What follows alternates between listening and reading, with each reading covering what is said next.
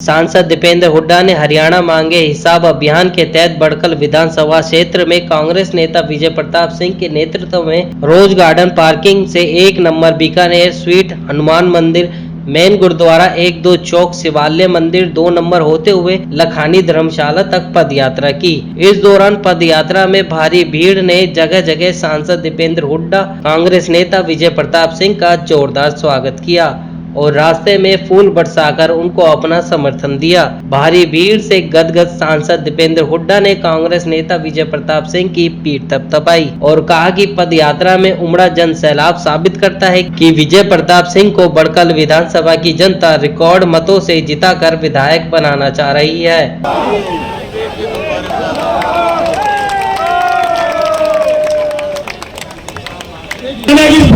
सरकार से जो एहसान मांगने का जो विचार है वो विचार आदरणीय हमारे नेता चौधरी दीपेंद्र सिंह हुड्डा जी का है। उन्होंने इसको ये रोक दिया है और उसी कड़ी में आज ये फरीदाबाद आए हैं। बड़कल क्षेत्र में पूरे क्षेत्र की तरफ से हम सभी की तरफ से मैं समझता हूँ टाउन में आया तो ऐतिहासिक नगरी है ये। इनका मैं हमारे सबके आदरणीय पीर जी तो पीर अजयनाथ जी जो है जगन्नाथ जी के बेटे पूरे टाउन की तरफ से शहर की तरफ से आपका वैसे सबकी तरफ से स्वागत कर रहे हैं। आप सभी का बहुत बहुत धन्यवाद। और मैं बल्कि कहूँगा कि समय ज्यादा न लेते हुए हम अपने नेता को इसलिए सुने। हम एकत्रित हुए क्योंकि 10 साल की सरकार बीजेपी की, आज 10 साल में फरीदाबाद बेहाल है कि नहीं है, मैं आपसे पूछना चाहता हूँ। आज फरीदाबाद और हरियाणा विकास की पटरी से उतरा कि नहीं उतरा बीजेपी की सरकार में।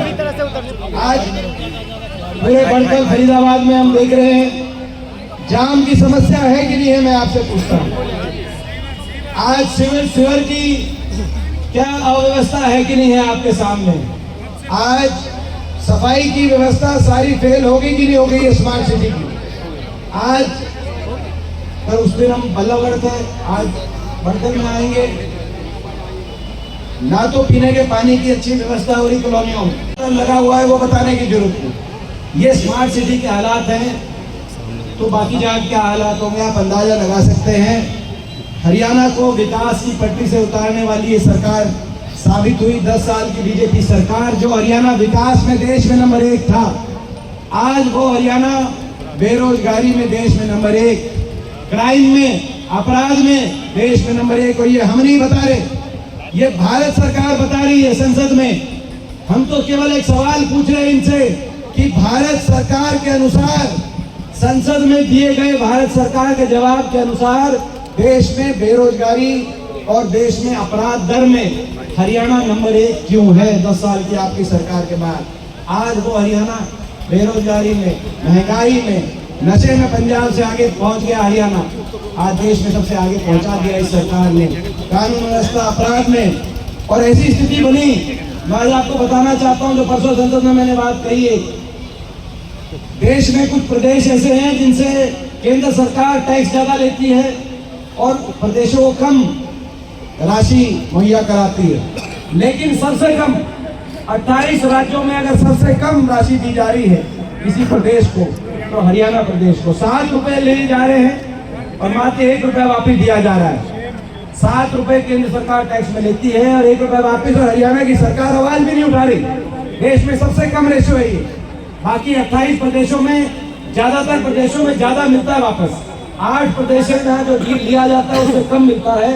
उन 8 प्रदेशों में भी अंतिम जो है पंक्ति पे हरियाणा राज्य खड़ा है, तो 15% वापस मिलता है। तो कितनी बड़ी अनदेखी। यहाँ तक कि खेल बजट, बाकी बजट तो छोड़ दो, खेल बजट में भी हमारा नंबर नहीं है हरियाणा का। आज मेडल आ रहे हैं ओलंपिक में, 6 में से 5 मेडल, 4 मेडल तो हरियाणा खिलाड़ी लेके आए, जिसमें से एक हमारी बेटी मन्नू भाकर जो फरीदाबाद में ही रहती है।